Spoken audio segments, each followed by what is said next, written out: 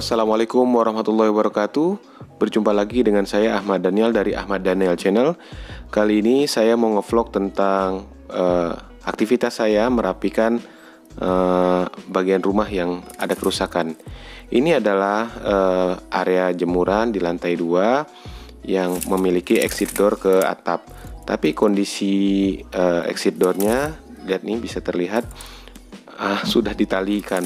Kenapa ditalikan? Karena engselnya patah karena korosi akibat bertahun-tahun kena panas matahari, hujan, akhirnya karatan dan patah. Nah, kondisinya begini nih. Selama kita belum sempat perbaiki, maka cuma bisa ditalikan pakai tali rafiah. Dan sebenarnya ini sangat gak aman karena kan kerangkeng ini harusnya dalam kondisi yang terlas dengan kuat ya. Karena ini itu akses juga menuju ke dalam rumah kalau dari genteng. Oke. Ini juga sudah jelek ya. Apa namanya, fibernya, bukan, lapisan plastiknya sudah getas. Ada kelihatan ya, ada lepasan-lepasannya itu di daerah situ sudah retak. Ini rencananya akan saya bongkar semua, saya akan buang, lalu akan sementara dilapisi oleh plastik karpet talang saja. Ya, ini dia penampakan kerangkengnya. Di bawah ada kerangkeng besi, di atasnya ada atap plastik bening. Ini saya akan cek juga kondisinya plastiknya apakah masih baik atau tidak. Ini dia kondisi setelah saya angkat. Terlihat memang copot total dan kondisinya sudah mengeras, membatu istilahnya. Jadi kita harus berikan minyak pelumas. Itu sudah berkarat parah. Ini memang kejadian retaknya sudah cukup lama.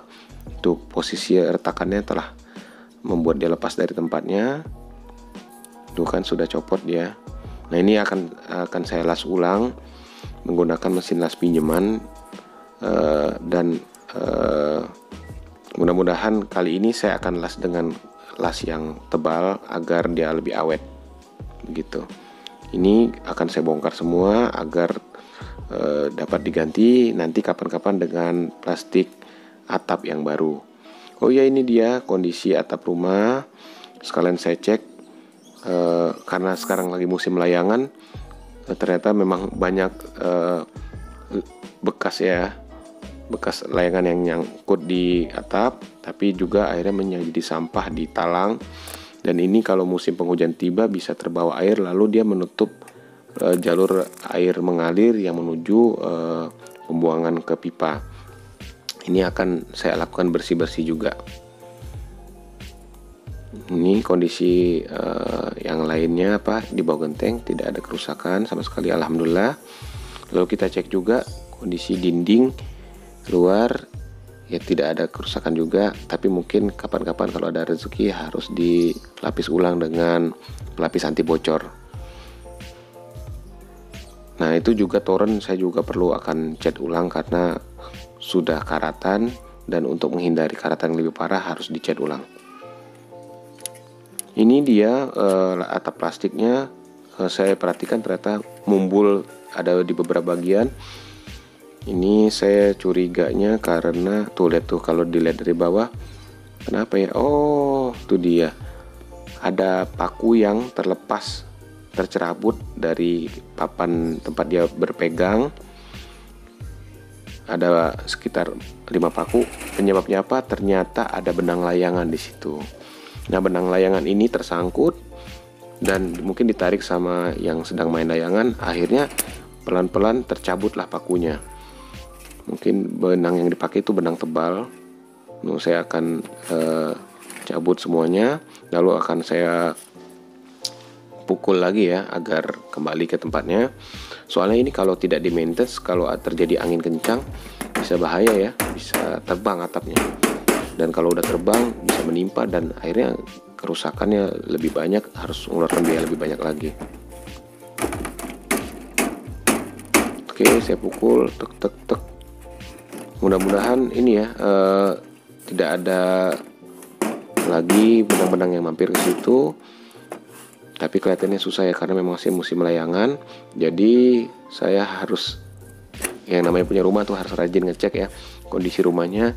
Jangan sampai kerusakannya sudah parah baru nanti kita kaget dan perbaikannya jadi mahal.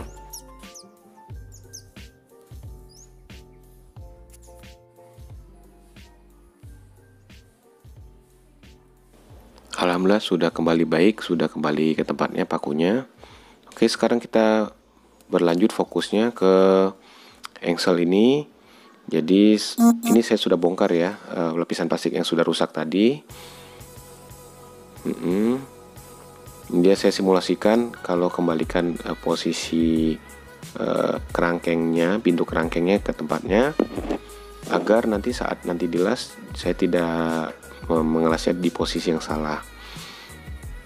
Nah, sekarang PR-nya adalah saya juga pertama kali harus melepas anak engselnya yang keras-keras ini. Nah, satu engsel cukup mudah walaupun dia sudah karatan, tapi ada satu lagi yang memang membatu, tidak bisa saya apa-apakan. Nah, kayak saya akan coba lumuri dulu dengan minyak pelumas. Ini chain loop yang biasa dipakai untuk melumasi rantai motor. Tapi chain loop ini juga memang praktis untuk melumasi bagian besi yang lain di rumah seperti engsel pintu, terus anak kunci, lubang kunci, dan tempat-tempat lainnya. Nah, kayak saya coba semprotkan, mudah-mudahan minyaknya itu langsung bisa masuk ke sela-sela dan langsung melumuri. Nah, tapi ternyata masih sangat keras. Mungkin kita perlu bantuan minyak yang lain. Mungkin perlu bantuan WD-40 ya. Nah, ini dia kondisinya setelah saya angkat. Saya coba dulu dengan kekuatan yang agak keras. Saya pukul pakai martil baru bisa copot, dan terlihat memang kondisinya sangat parah ya. Sudah banyak limbah korosi. Nah, itu kelihatannya yang mengisi gesekan dan membuatnya jadi susah menggesek. Oke, WD-40 ini sudah ketemu. Saya semprotkan. Nah, ini memang proses atau tahapannya tidak cepat, jadi disemprot dikit-dikit, lalu kita goyang-goyangkan, kita gesek-gesekkan lagi. Nah, biarkan limbahnya terbuang. Nah, kondisinya masih sangat keras, tidak bisa pakai tangan biasa, jadi saya menggunakan bantuan tang dan martil ya. Pukul lagi, gesek-gesekkan lagi, semprot lagi, berulang-ulang sampai dia menjadi licin. Tuh, bagaimana coba kalau tidak menggunakan martil? Akan sangat susah ya. Oh ya, sebagai informasi teman-teman mungkin perlu membedakan fungsi chain loop dan fungsi WD-40. Chain loop itu fungsinya hanya melumasi ya, jadi dia hanya membuat licin, permukaannya dilapisi sama minyak pelumas. Tapi WD-40 punya formulasi khusus yang dia bisa melunturkan karat. Ya, dia sebutannya sebagai penetration oil, bisa masuk ke pori-pori, melunturkan karat, mencopot karat dari permukaan. Lalu karena karatnya sudah copot, dia bisa membuatnya lebih licin permukaannya, sehingga saat dilumuri oleh minyak pelumas menjadi lebih mudah pergerakannya. Oke, ini setelah berkali-kali di treatment dengan WD-40, digesek-gesek, dan ternyata akhirnya yang tadinya membatu sudah menjadi mudah. Nah, kondisi selanjutnya siap dilas, dan tapi saya juga akan membuat treatment tambahan, yaitu melumurinya dengan minyak gemuk atau stemped ya. Oke, stemped saya sudah siapkan. Ini saya coba lunturkan lagi korosinya agar partikel karatnya bisa makin rontok. Semprot lagi, semprot lagi, semprot lagi. Oke, jadi gini, saya mau berikan tips. Nanti setelah kawan-kawan misalkan memiliki kasus yang sama, besi yang karatan, bisa pertama kali semprotkan WD-40 untuk merontokkan karat. Dan selanjutnya jangan biarkan dia hanya menggunakan WD-40, karena WD-40 cepat kering. Jadi besi yang harusnya selalu terlumasi tidak terlumasi lagi dalam waktu yang lama ya.